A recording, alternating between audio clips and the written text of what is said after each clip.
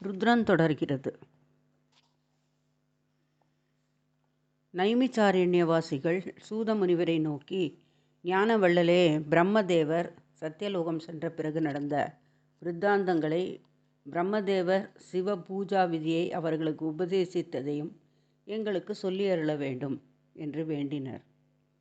சூதமுனிவர், உலகத்தில் இருப்பவர் அனைவருக்கும் சுகமடைய வேண்டிய விஷயமாக என்னை கேட்டீர்கள். இவ்விஷயத்தை முன்பு ஒரு காலத்தில் வியாசமுனிவர் சனத்குமார முனிவரை கேட்க, அதற்கு சனத்குமாரர் சொல்லியபடியே வியாசர் எனக்கு சொல்லியதை உங்களுக்கு சொல்கிறேன் என்றார். பிரம்மதேவர் சத்தியலோகம் அடைந்து பிறகு தேவர் முனிவர் முதலானோரை நோக்கி சிவபூஜா விதியை சொல்கிறேன், கேட்க வேண்டும். சகல ஜன்மங்களிலும் துர்லபமான மானுட ஜன்மத்தில் நற்குலத்தில் அங்கக்கேடின்றி உதிப்பதுவே அருமை அல்லவா? அத்தகைய அரிய பிறவியை அடைந்த பிறகு தன் குலத்திற்கேற்ற காரியங்களை செய்ய வேண்டுமே தவிர அளவு கடந்திருந்தால் அக்கருமத்திற்கு தக்க பலன் கிட்டாது.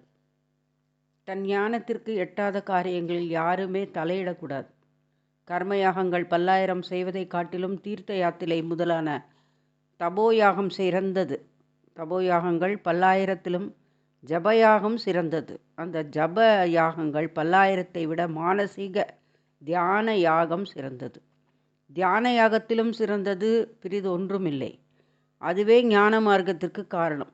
சர்வ வியாபகாரமாக உள்ள பரபிரம்ம வஸ்துவை யோக புருஷன் தன் தியானத்தினால் தன் இதயத்தில் தரிசிக்கிறான்.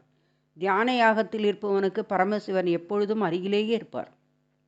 அவன் பிரம்மஸ்வரூபமாயிருந்தாலும் சத்கர்மங்களை விடுத்தாலும் பிராயச்சித்தம் வேண்டுவதில்லை. சுகம், துக்கம், அதர்மம், ஜபம், ஓமம், தியானம், யோகம் முதலியவையெல்லாம் அவனுக்கு அவசியமே இல்லை. பரமானந்தத்தை உண்டு செய்வதும் பரிசுத்தமானதும் நாசமில்லாததும் நிஷ்கலமானதும் சர்வ பரிபூரணமாயும் உள்ள சிவலிங்கத்தை இதயத்தில் இருப்பதாக அவன் எண்ணுகிறான். அந்த லிங்கம் பாக்யலிங்கம், ஆந்தரலிங்கம் என இருவகைப்படும். அவற்றுள் பாக்யம் என்பது ஸ்தூலமாக கண்ணுக்கு புலப்படுவது. ஆந்தரம் இதயத்தில் சூஷ்மமாக நுட்பமாக உள்ளது. கர்மயாகத்தில் இருக்கும் எல்லோரும் பாக்யலிங்கம் அர்ச்சனை செய்ய வேண்டும். ஏனெனில் அஞ்ஞானிகளுக்கு எல்லாம் பக்தி உண்டாவதற்காக ஸ்தூலத்தில் சூட்சமத்தை பாவனை செய்து பூஜிக்க வேண்டும். ஞானிகளுக்கு தோஷஹரஹிதமான சூட்சமலிங்கம் பிரத்யட்சமாயிருக்கும். அஞ்ஞானிகள் அனைவரும் மண், மரம் இவற்றால் செய்யப்பட்ட லிங்கங்களை பூஜிக்க வேண்டும். தத்துவார்த்தங்களை உணர்ந்தவர்கள் இம்மிருத்த லிங்கம், புற்றுமண் லிங்கம் முதலியவற்றால் பயமின்றி சகலமும் சிவமயம் என்று பாவித்து அகண்ட பரிபூர்ணமாக விளங்குகிறவன் சிவபெருமான் என்று தெளிந்திருப்பார்கள். ஞானிக்கு விக்கிரக ஆராதனை, அதாவது உருவ வழிபாடு வேண்டியதே இல்லை. இத்தகைய ஞானம் இல்லாதவனுக்கு பிரதிமா கல்பனம் செய்து கொள்ள வேண்டியது அவசியம். உயர்விடத்தில் செல்ல வேண்டியவனுக்கு சொபானம் இன்றியமையாதது போல நிர்குணமான சிவலிங்க பிராப்தி அடைய வேண்டிய அஞ்ஞானிக்கே பிரதிமா பூஜை, விக்கிரக வழிபாடு சொல்லப்பட்டிருக்கிறது. சுகுண பூஜையால் நிர்குணமான சிவப்பிராப்தி உண்டாகும். இவ்வாறே சகல தேவதா பிரதிமைகளும் அவரவர் கோரிக்கையின்படி இஷ்ட சித்திகளை கொடுக்கின்றன. பூஜை செய்பவன் பூஜை செய்கிறேன் என்பதே அல்லாமல் பக்தி பரவசமாகி அவனுக்கு ஞானோதயம் உண்டாகும் வரை பூஜிக்க வேண்டும். ஞானமில்லாமல் செய்யும் பூஜையால் பூஜை செய்யும் சந்தனம், புஷ்பம், தீர்த்தம், நிவேதனம் ஆகிய அனைத்தும் பயனற்றதாகும். ஸ்ரத்தை ஏதுமில்லாமல் பிரயாசையின்றி பூஜை செய்கிறவனின் பூஜை வியர்த்தமாவதுமன்றி அவனும் அதோலோக பிராப்தி அடைவான்.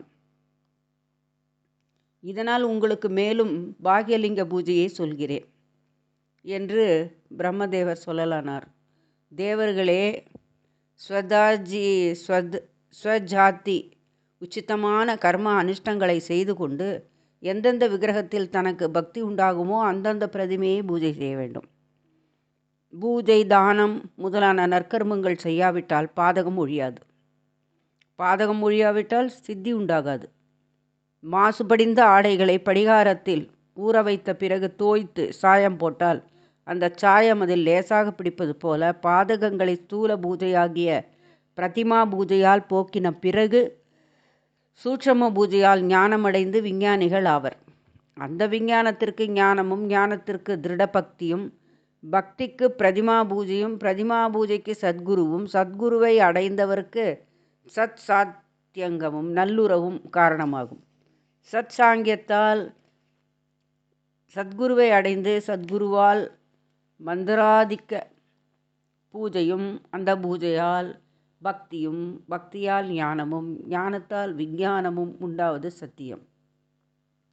விஞ்ஞானிக்கு நான் அவன் என்றும், குமாரன் பிறன் என்றும், சிநேகிதன் பகைவன் என்றும், மானம் அவமானம் என்றும், லாப நஷ்டம் ஜபம் அபஜயம் என்றும் பேதமின்றி சமபுத்தி உண்டாகும். இத்தகைய சொந்த புத்தி அற்றவன் சிவரூபியாவான். இப்படிப்பட்ட விஞ்ஞானியாக எல்லோரும் ஆவதில்லை. கோடியில் ஒருவனே ஆகினான். அப்படி உள்ளவனை ஒருவன் கண்டதுமே அவனுடைய சகல பாபங்களும் ஒழிந்துவிடும். பிரதிமா ரூப தேவர்கள் கூட ஒருவனை புனிதப்படுத்த அநேக காலமாகும். விஞ்ஞானியோ அவனை கண்டபொழுதே புனிதமாக்கி விடுவான். இல்லற வாழ்க்கையில் இருக்கும் வரையில் பிரதிமா பூஜை செய்ய வேண்டும். சிவரூபமாவது, தேவி ரூபமாவது, விஷ்ணு ரூபமாவது, சூரிய ரூபமாவது, கணபதி ரூபமாவது, அல்லது இந்த 5 ரூபத்தையாவது சகல காரணங்களான சிவலிங்க பெருமானையாவது பூஜிக்க வேண்டும். மரத்தின் வேரில் தான் நீர் பாய்ச்ச வேண்டும். அப்பொழுதுதான் அது கிளைகளுக்கும் இலைகளுக்கும் பரவும். அதற்கு மாறாக கிளையின் மேல் நீர் வார்த்தால் அது மரத்திற்கு பயனளிக்காது. அதுபோலவே மரத்தின் வேர் போலுள்ள மூல காரணங்களான சிவபெருமானை பூஜித்தால் அது சகல தேவர்களையும் சார்ந்து திருப்தியை தரும்.